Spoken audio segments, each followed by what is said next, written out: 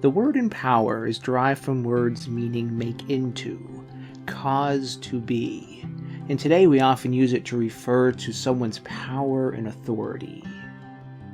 Without empowerment, we become discouraged with a fixed mindset and an external locus of control, leading to learned hopelessness, stagnation, and frustration. And yet, when we are empowered, we give life to our inspired dreams and goals, fueling the motivation to make steady and continued progress. The question becomes, what are you doing today to empower yourself to boldly step forward and perform?